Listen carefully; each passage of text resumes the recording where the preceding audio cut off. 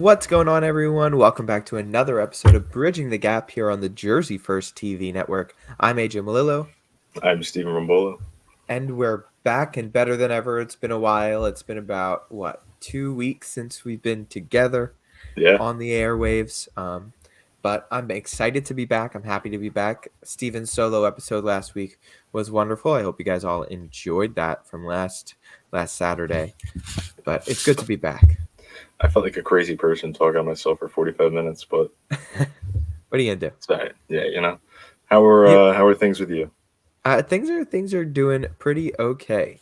I'm still waiting on my midterm grade to be back, which I feel like has been about a month at this point since I took it. So I should get it by the end of the week, so I'm told. Um, so we'll find out about that, and it's starting to be grind time. That last month before December's finals is finals prep. Like that's pretty much Yeah, what you have to do. So it's starting to really be grind time, but we're getting through it. We're making every minute of it. It's Halloween weekend, so yes. we got it. Parties coming up. We got anything going on over in the Jersey Shore for Halloween? You dressing up for anything? I'm going to visit some friends this weekend out at Penn State. We're going to go watch the Penn State Ohio State game this weekend. Very cool. Very cool. So I'll be out there for a little Halloween shindig the night before. I have my costume. Um, Actually, it's right next to me. Hold on. Did I tell you what I was going to be yet?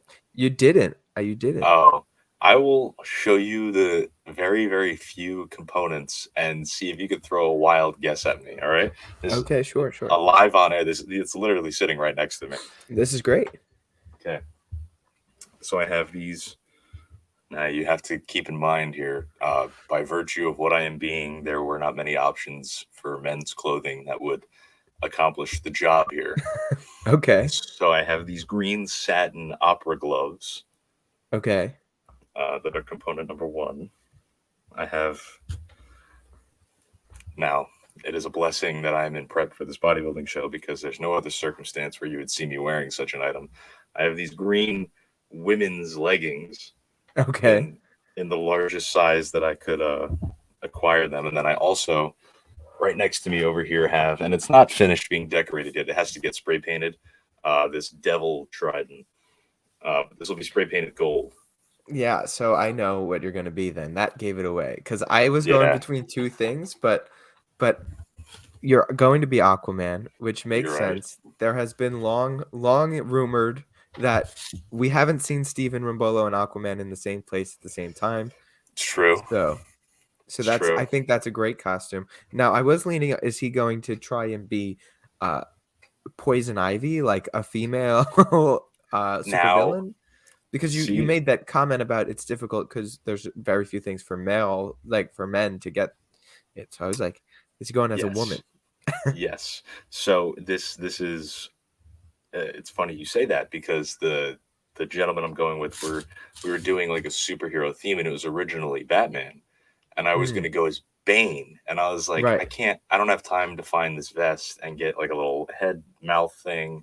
right, I was right. like why don't we just open it up from Batman characters to just superheroes because then we could all kind of be a superhero or a supervillain Sure. roll in as like this kind of like ragtag squad of just like good guys and bad guys, which affords me the flexibility to do Aquaman. I was, however, on the back burner gonna propose that I do like a gender bending poison ivy thing where I still wear like one of those green suits and I'll just get a bunch of vines.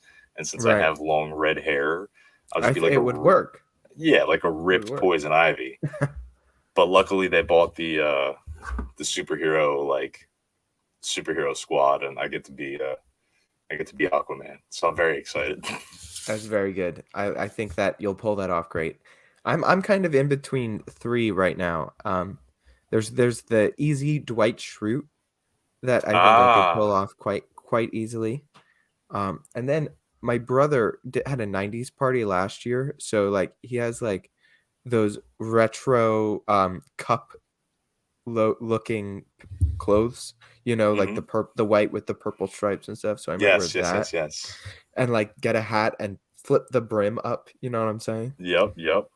Or I was thinking about just like kind of dressing normal, but throw a karaoke speaker on and bring mics and just and just be a karaoke DJ for the You're night. just karaoke. That's awesome. I'm karaoke AJ. Karaoke AJ. I'm That's thinking, phenomenal. but the wedding singer, something like that. I like Dwight Schrute. Yeah. Yeah, I just need the shirt, which is the biggest, not that it's Yeah, difficult to find a yellow short sleeve button down shirt, but we'll see. We'll see. Whatever's easiest. I'm trying to not spend a lot of money, you know what I'm saying? yeah. Heard that. Heard that. You know what's interesting? You know what I think we should do? I think, and this is going to be an absolutely shameless plug here.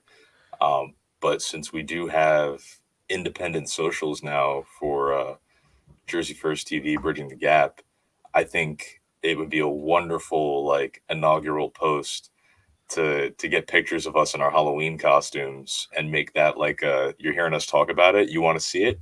You got to go check out our Instagram. I That's think a great point. that We should should be do our that. thing. Yeah, So yeah, and so that you're hearing us talk about it, just real quick, the Bridging the Gap Instagram, you can follow us at Bridging the Gap _J first on Instagram. And then on Twitter, which I have to figure out because I can't even, when I search on my personal Twitter, find our Twitter. So I'm going to have to figure that out. But the handle is at BTGJ1ST. So BTGJ1ST on Twitter. So yeah, go follow us. Go we're hit gonna us with the follow. we're gonna be doing some exciting, I'll call it like extracurricular content over there. So you're gonna get obviously the previews, the promos that we get, put out every week, and then AJ and I are gonna kind of take helm on that and have some fun with it. And Yeah. obviously, you'll be seeing us in our Halloween costumes. The young dudes going out for Halloween weekend, like who can also sit here and talk to you about some tough issues. You I know, think I I think there's nothing more that you want from a show.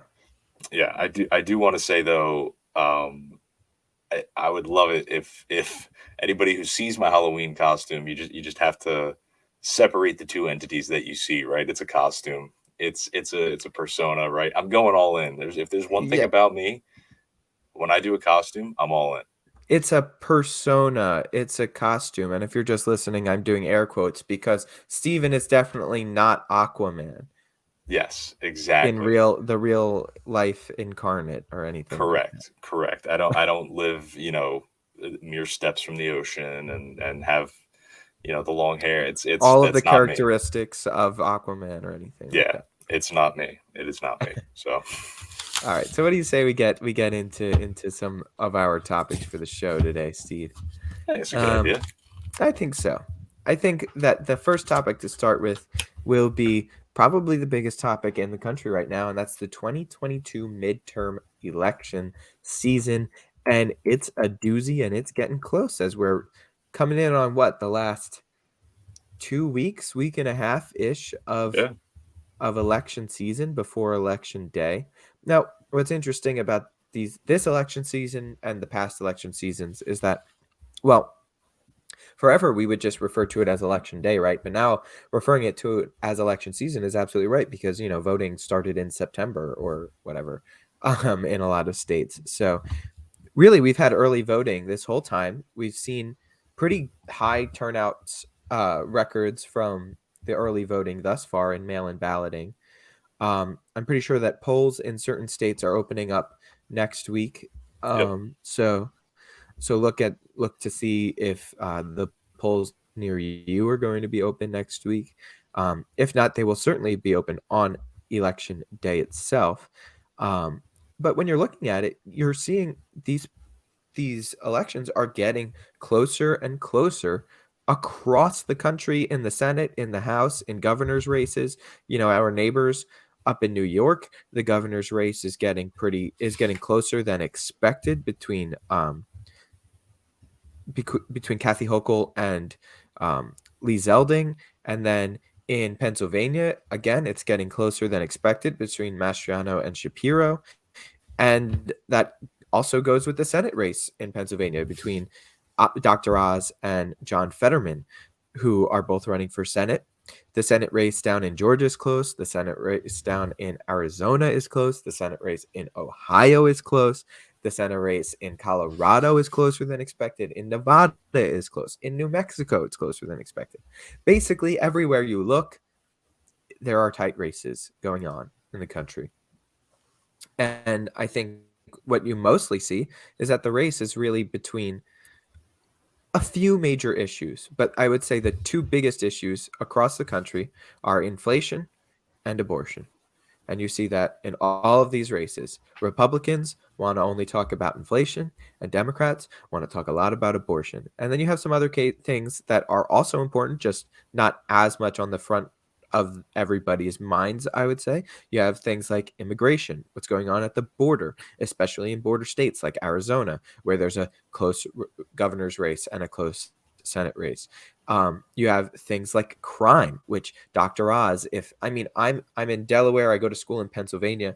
All you see are Oz and Fetterman attacks against each other, and all you see is that Dr. Oz wants criminals to go out there so that they can sell fentanyl to your children, and Dr. Oz wants women to never be able to have abortions ever again, and he also lives in New Jersey.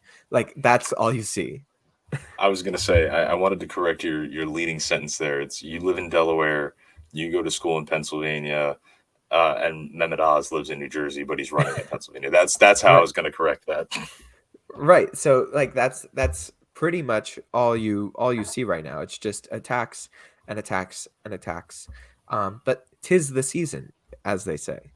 Yeah, So Steve, I I will. want to know what your thoughts are on this coming midterm.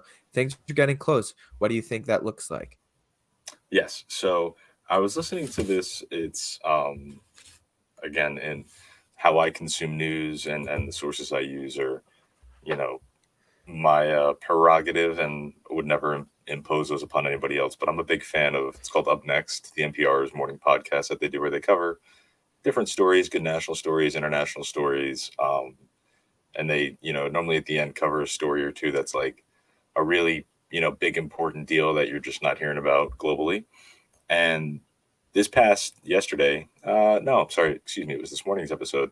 They talked a lot about the race between Fetterman and Oz, and one of the interesting things that they really harped on, and they played interviews with Pennsylvanians from across the state, and not even just about the Senate race, but the House races in Pennsylvania also. It seems like a lot of people in Pennsylvania, and I would imagine that you can extrapolate this to make a commentary about the greater scale of the midterms and just the general attitude of Americans. A lot of these people are voting not necessarily for the person, but for the party. And I think, obviously that happens in normal election cycles as it is. But I think that the way that Joe Biden has interacted with these midterms has really kind of pushed people to this way of voting when he's out there promising things like, if you give me two more seats in the Senate, I will codify Roe. I will, continue to push this student aid through.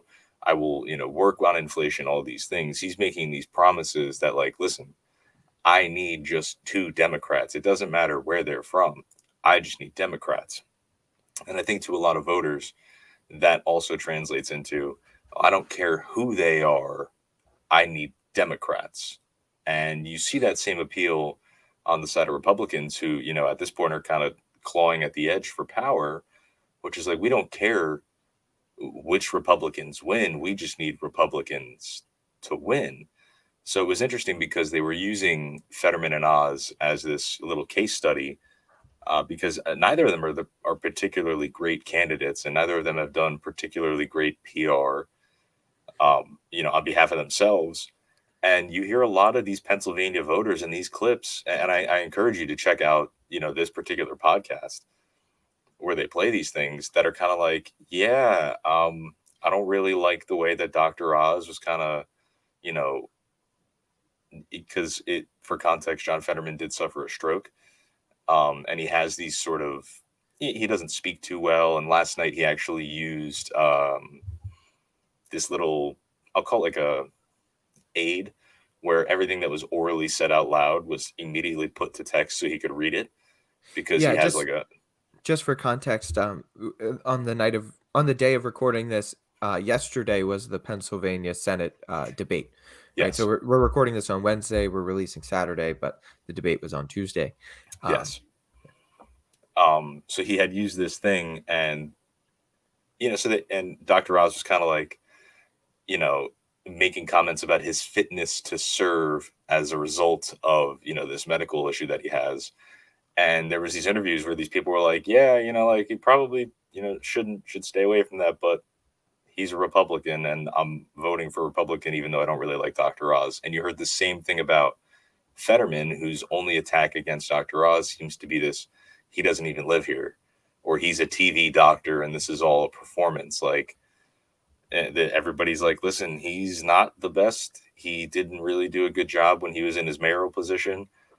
But he's the Democrat, and we need Democrats to represent us in, the national scale. So I think it'll be interesting to see if that's the general attitude of most Americans in this midterm, is whether or not people are choosing, essentially at this point, party over person, which is a principle that I fundamentally disagree with. Like, in my heart of hearts, you vote for the person, and what they stand for within the context of the party and the ideology that they subscribe to. Because at the end of the day, your senator, your governor, your representative, those are the people who are closest, in degrees of separation to you, your community, and the issues that, should matter most to you. So to neglect the person in favor of the party is really like draconian to me, and not exactly the way that you should vote, especially when you're dealing with issues that are as contentious as, like you said, primarily inflation and abortion, but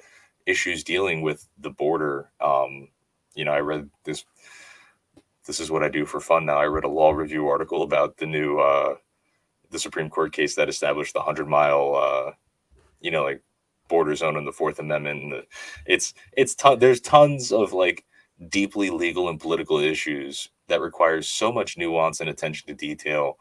And when you're voting for people that are, you're basing those opinions on you're basing those votes on your opinions of the broad issue without a proper understanding of the issue and a proper understanding of the person's opinion on the issue, you're setting yourselves up as voters for, exactly the quagmire that we've been living in for decades, which is, well, it's the less of two evils. You know why it's less of two evils is because you voted for parties and not people, and you just kind of let anything float to the top.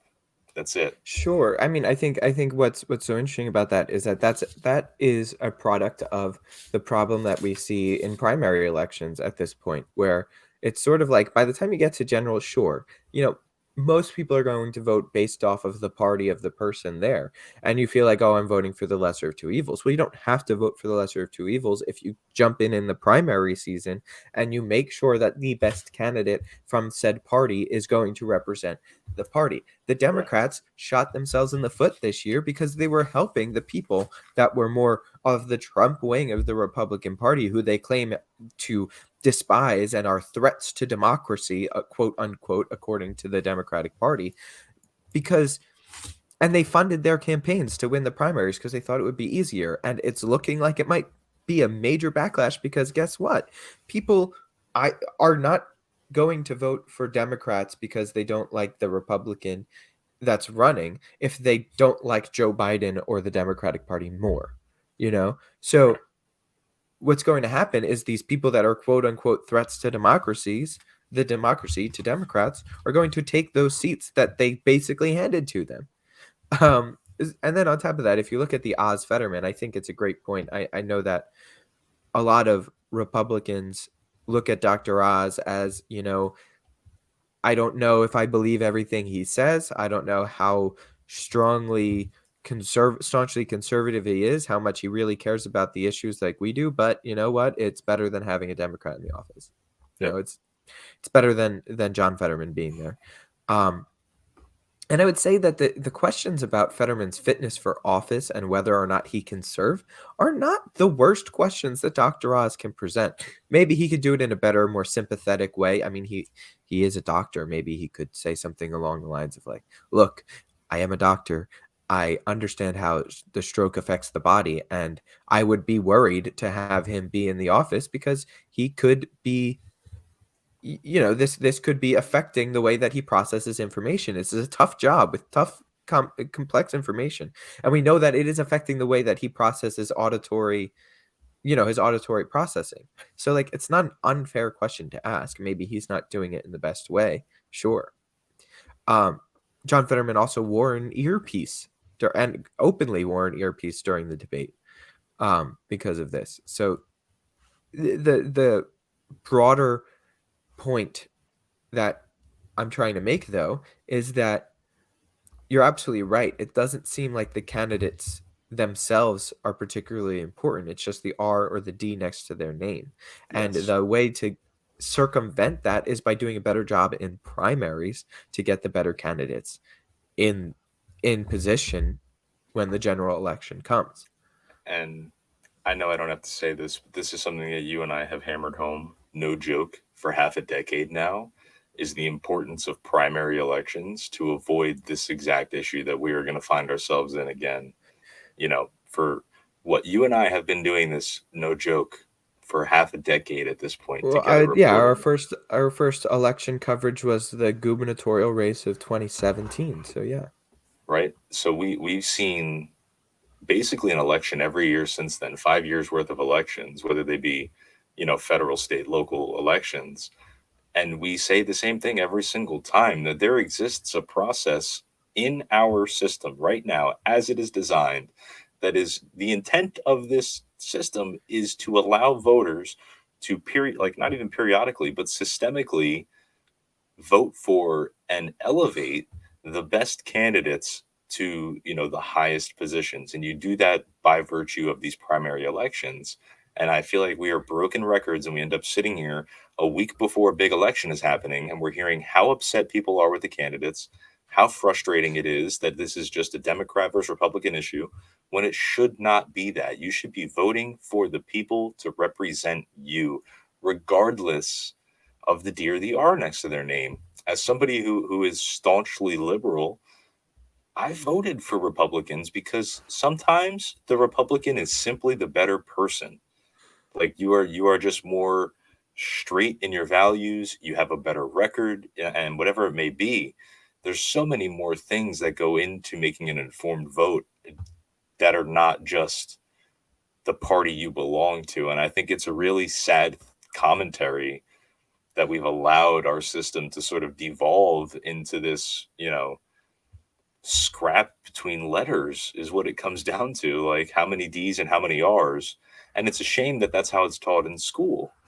It is, Sure. I well, mean, it's like yeah. there's Democrats and there's Republicans, and if you like this more, then you're probably a Democrat. If you like this more, you're probably a Republican. It's basically become a sporting event, right? It's like Yeah. it's there's an old joke. I forget what stand-up comedian said it, but it's like you're rooting for laundry at some point. Maybe you start off as a Yankee fan because you really, really like Derek Jeter. Well, and then there's a point where Derek Jeter's not on the team anymore, but it's not like you're going to switch teams now, right? You're still a Yankee fan. You still root for the guys in the pinstripes, and you hate the guys that are wearing the Red Sox uniforms, like just because that's what you're supposed to do because you're a sports team and you're rooting for the laundry, not necessarily the guys on the field. It could be a completely different, you know, 8 or 9 guys on a baseball field every year. Completely different. Nobody's the same. And you're still rooting for that laundry. And Yep. it's the same thing in politics, seemingly, where it's a completely different person, but they have an R next to their name.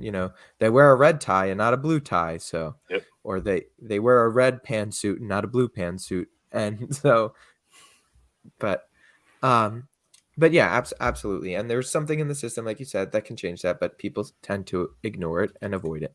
But I do want to quickly note before we move on to the next topic, the importance and maybe I look at it personally as the problem with early voting being as early as it is that you have hundreds of thousands of people that have already voted before there was even a debate in the Pennsylvania Senate race, in the New Mhm. York gubernatorial election, right? In some places, there's not even going to be a debate, and yet you have people voting in September when you don't know what's going to happen in the month and a half in between September and November, what, 8th this year is Yep. election day?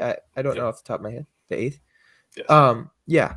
So a lot happens between September and November 8th in the month of October, right? A lot of information comes out. Who knows what a candidate says or does on the campaign trail that can completely change your mind, or what happens in the state of the world and the economy in that time. And that's why it's always been election day and not election week or election month. And so we've already seen hundreds of thousands of people vote across the country in these major races. And now polling starts to shift and become closer in a lot of races. And what if those people change their mind? Because something happened, something came up. It's a risk that you run. Well, I think it's a risk that shouldn't have to be run because they shouldn't have early voting like this.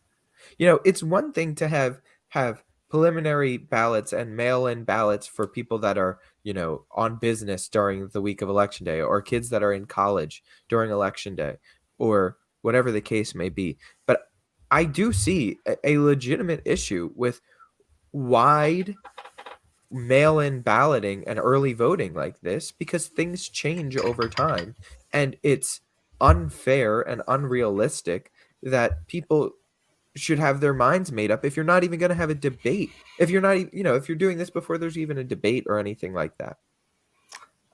I can see how that might be, symbolic of the issue that you and I were discussing. But in all fairness, I haven't given much, serious depth of thought to how I feel this system of voting, functions or alters the way that Americans engage with elections and how that might affect outcomes. So I don't want to say one way or the other whether I think it's a good or a bad thing. Um, yeah, I'm just going to kind of take a no opinion stance on it because I haven't really given it much depth of thought. Well, that's fair. My big thing is just go back in time and look at the October surprises that came out, whether you are like cool with them or disagree with them or whatever. Like the most blatant example is in 2016. James Comey came out, what, a week or two before election day and was basically like, here's everything that Hillary Clinton did wrong with her emails, but we're not going to prosecute her. And that changed a lot of people's opinions and votes, you know? And Yeah, that came out at the end of an investigation that was going on that we didn't have an answer to until the end of October. And you could disagree with James Comey's doing that. You could agree with James Comey doing that. You could disagree with people changing their vote. You could agree with people changing their vote. But at the end of the day, there was one day that you voted. That was on election day. And it was done before election day so that people knew the information going into the booth. And you could say, that's a risk you're willing to take, but it shouldn't be a risk that's even on the table.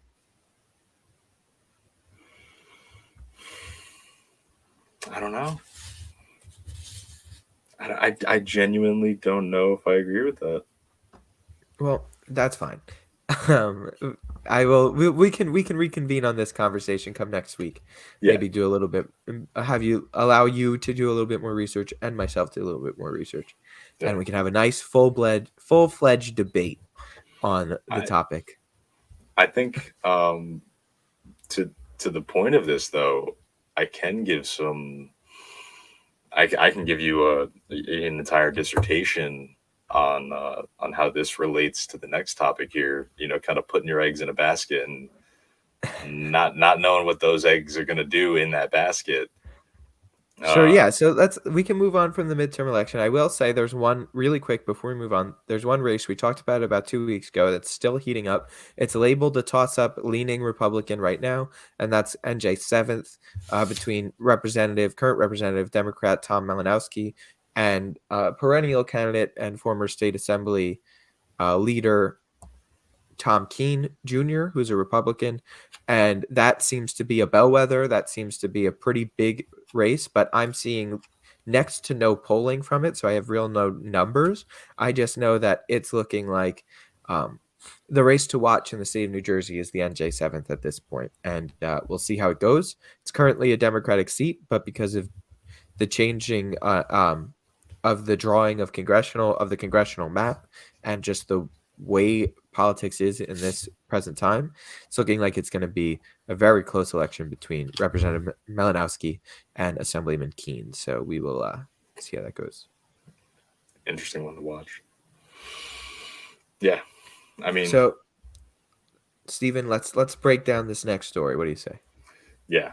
I can't give you much materially in terms of a direct quotation about what we're going to speak about, but I have a lot of knowledge about this individual and can hopefully use, I would argue, my expertise to provide some insightful commentary about, what I would categorize as somebody like kicking themselves off a, like a cliff that they worked their entire lives to climb and like relish in the view on top of.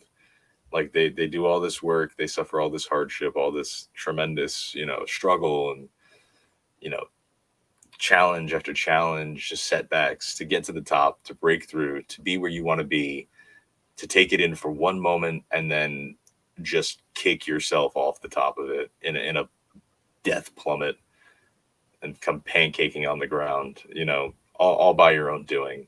We're talking obviously of, and I want to be respectful here because he was quite stern with Tucker Carlson about this. The artist formerly known as Kanye West, Ye, uh, and what's happened with him recently, losing billions of dollars worth of deals being dropped from Adidas, creative partners like Balenciaga, um, The Gap, and Def Jam, his music labels, Good Music, all these corporate entities that he has had a tremendous and instrumental role, not only in personal creation and collaboration with, but just kind of keeping these brands relevant. Whether or not you want to dive into that is more of a cultural issue. I think there's obviously a lot of political nuance in recent events with what he's done. Specifically, I think it all kind of kick-started. Well, I mean, if you want to go to when it started, this is like stemming back when this guy ran for president. The If not last before term. that. But Yeah, I mean, I have a quick timeline over the last few weeks of pretty much exactly what he said and lay it on did. me. So starting October 3rd, Kanye West and Candace Owens wore a shirt that said "White Lives Matter" written on them at West's Yeezy fashion show in Paris. The Southern Poverty Law Center says that the term was associated with a neo-Nazi group with the name that was founded as a racist response to the civil rights movement of Black Lives Matter. Um, but I I don't think that if I'm being trying to be completely fair and down the middle, I think that Kanye West and Candace Owens were not doing it in relation to that group. I think they were doing it independently of that group and trying to make Correct. a different statement than the neo-Nazi group in that scenario. That they're trying to conflate the two things. October 4th, after criticizing the Louis Vuitton CEO, he remarked on Instagram that Bernard Arnault, who is the Louis Vuitton CEO, quote, killed my best friend, alluding to designer Virgil Abloh, who died of cancer last year. And later claims that LVMH's elitism and racism affected Abloh's health. Well, West is criticized by streetwear brand Supreme's creative director Tremaine Emroy for using Abloh's death for his own advantage. Then October 6th, he wrote on Instagram, expletive Adidas, I am Adidas. Adidas raped and stole my designs. And then while on Tucker Carlson, he said there's more black babies being aborted than born in New York City at this point, which I mean is true. 50% of black death in America is abortion. And if you're somebody who believes that abortion is murder, that again is true. And then brings up Lizzo when saying overweight is the genocide of the black race. He was restricted from Instagram after posting on October 7th, after posting a conversation that he had with Diddy, and this is where he gets in the most amount of trouble, where he said, quote, as an example to show the Jewish people that told you call me that no one can threaten or influence me, which the American Jewish Committee says invokes tropes like greed and control about Jewish people. He then on Twitter said death he is going quote DeathCon 3, not DefCon, DeathCon 3 on Jewish people. Um, and then he showed the Adidas executives porn on October 10th in a meeting, or at least that was released on YouTube in a meeting. The meeting was. And then he was edited out of a broadcast on October 11th of him saying, quote, the term, quote, Jew refers to the, quote, the lost 12 tribes of Judah, who the people know as the race black really are. Um, yeah. And he goes on to make many, many other similar style comments throughout the last week.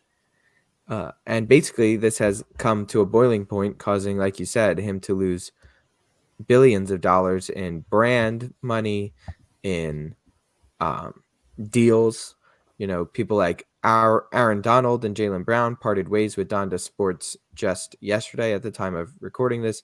UMG and Sony denounce EA's, quote, hate speech. Um, Spotify CEO blast Jay's comments, but they didn't pull him off Spotify. Foot Locker drops Yeezy products. Gap pulls Yeezy products.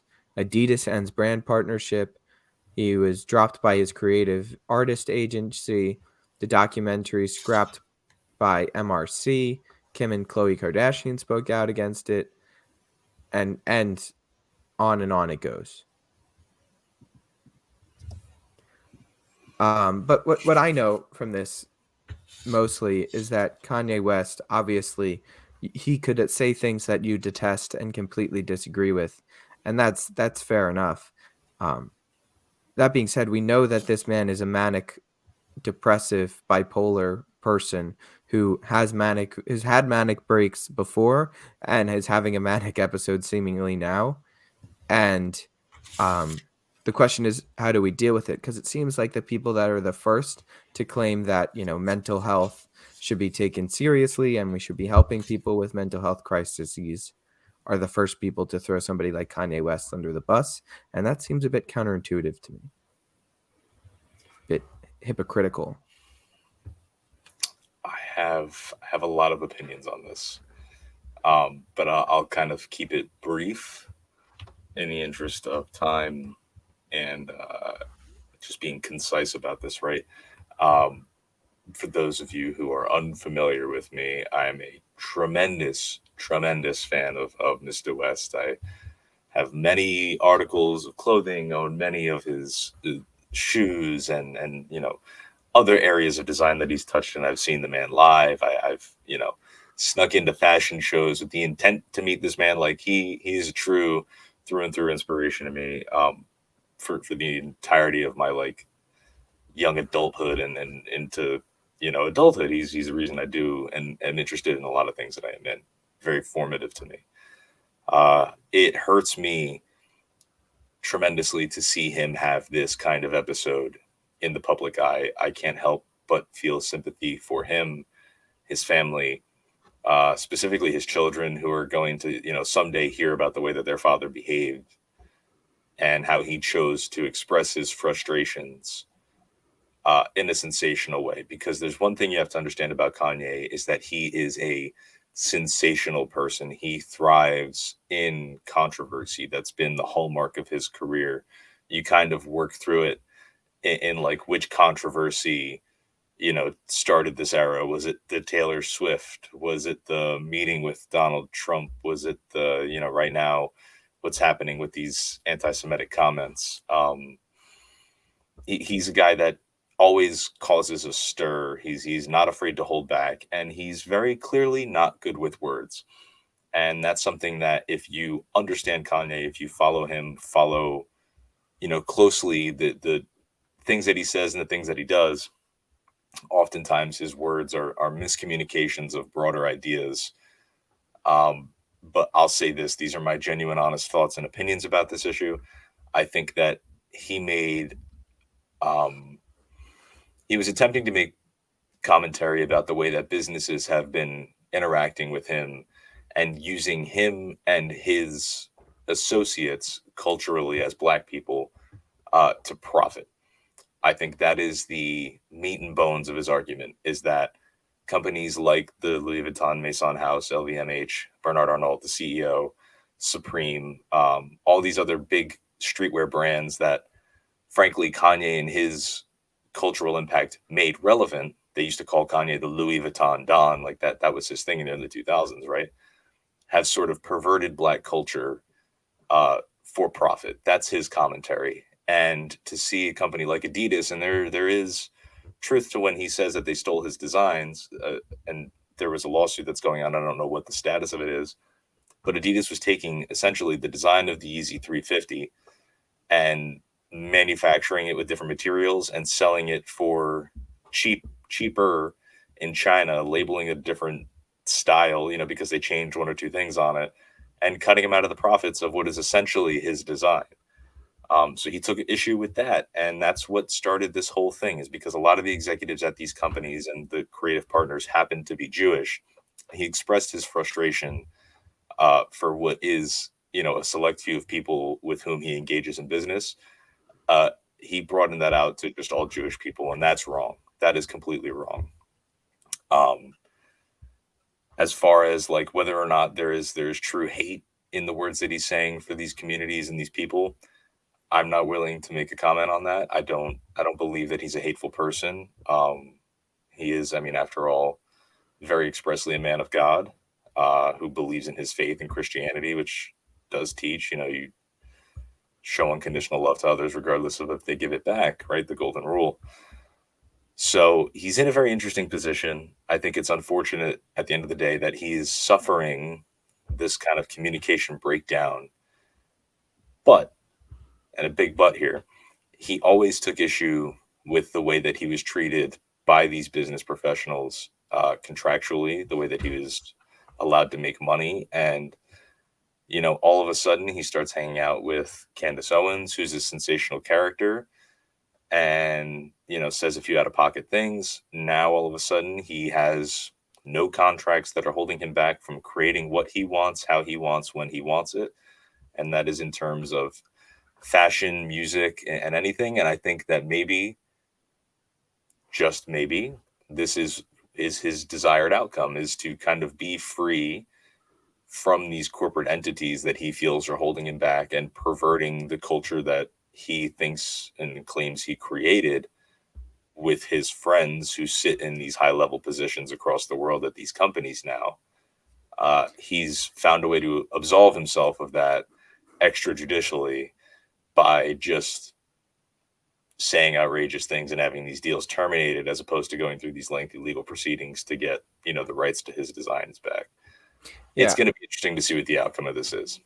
Yeah, I don't know. I don't think that saying hateful comments to get out of a deal is necessarily the best strategy No, in the world, and no, I don't think that it makes it any better of what he said. And that also being said, I think that it's unfair, and obviously this is something that the media does in general, um to conflate things like him talking about his anti-abortion stance and what he does with Candace Owens with the comments that he says about you know Jewish people in general. And again, I think that he should be calling out, if he has problems with individuals, calling out individuals and not calling out groups of people, because that is wrong.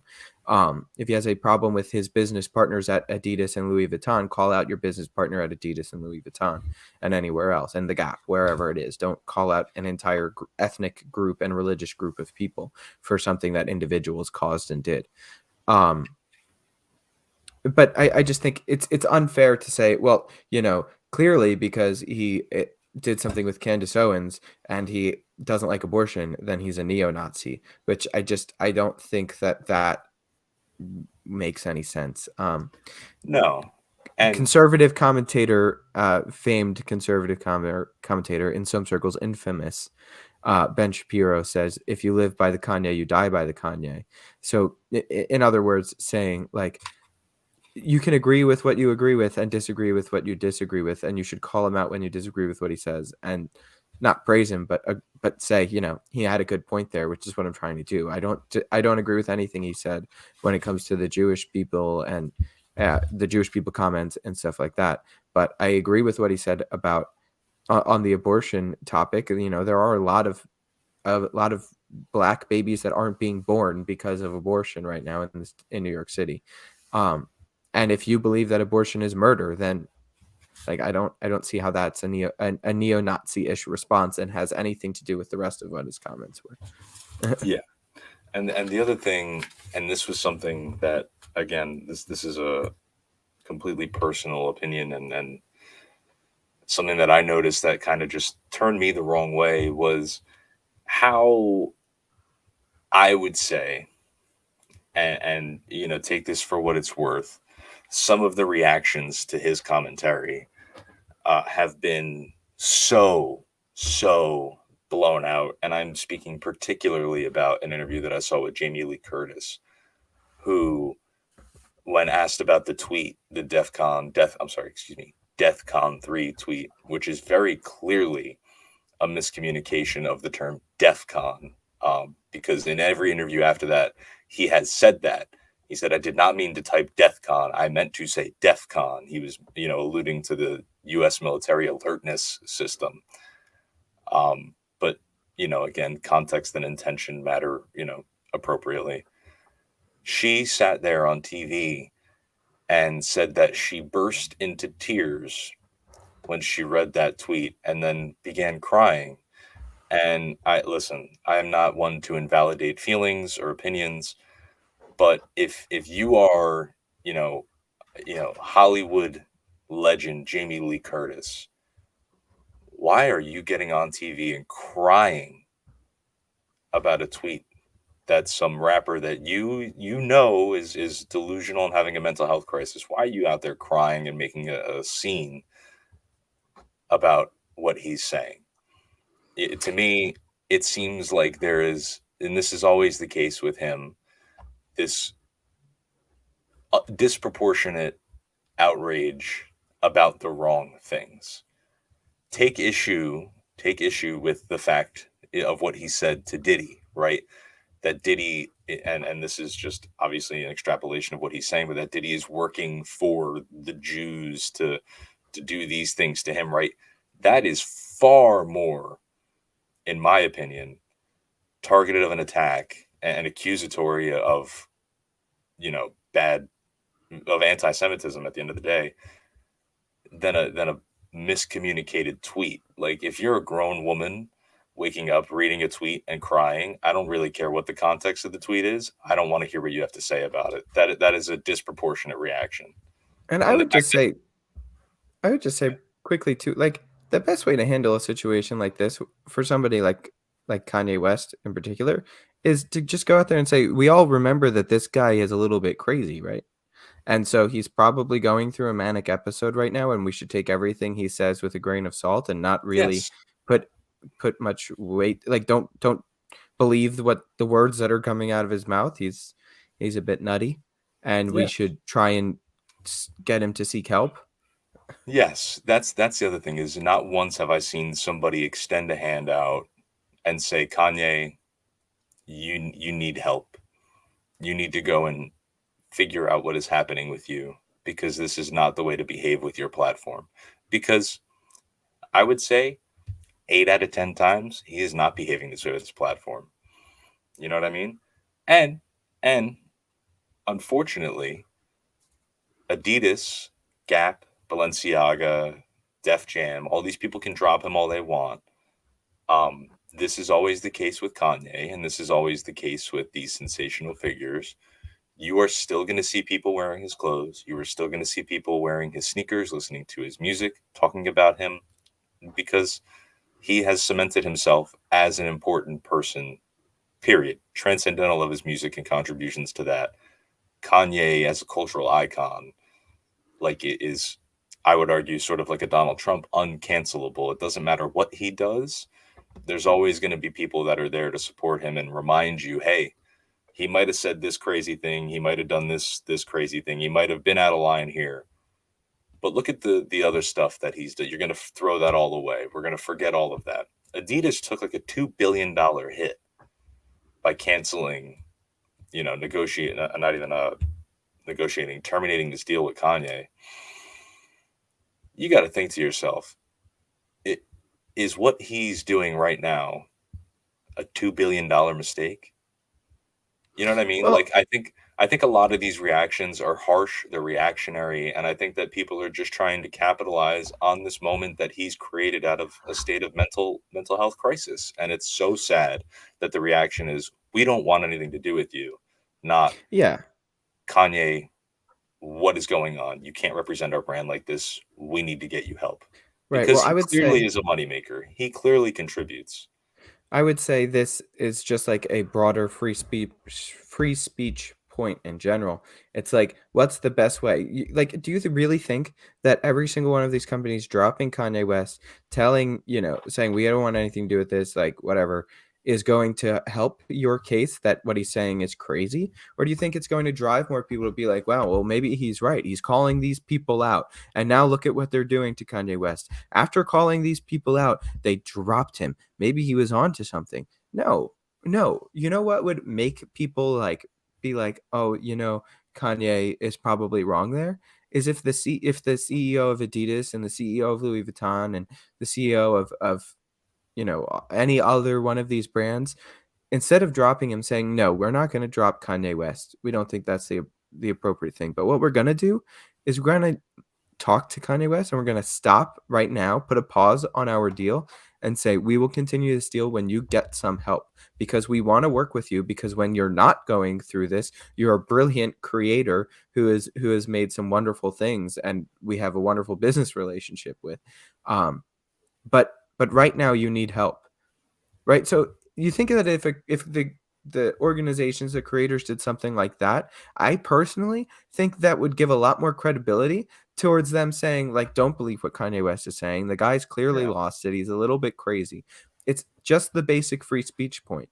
Don't meet somebody by saying that says something you don't like, that you hate even by canceling them, by cutting them out, by not allowing them to speak. You meet them with a place of love and dignity, and you have to, and it's harder, and it might not be as immediately gratifying, but it is at the end of the day the better way to deal with a situation like this is turning around and saying he needs help. He's clearly crazy and going through something, and instead of just completely cutting all ties with him and cutting him out of polite society, we're going to try and get him help and reintroduce him so that he sees that he's not sane right now.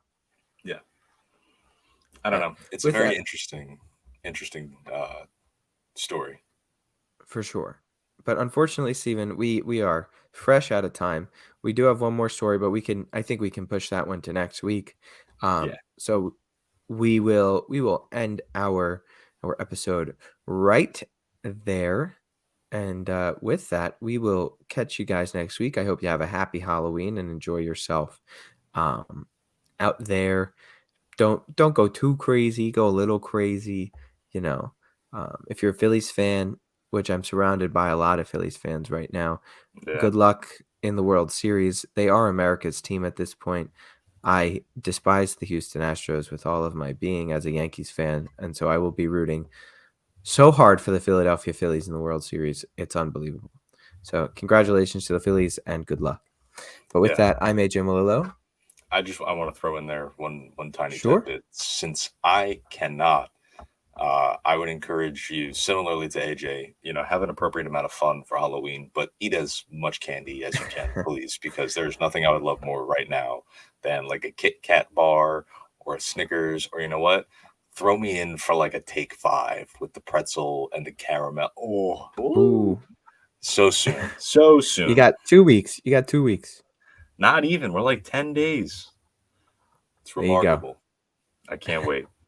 But that being said, I am Stephen Rombolo.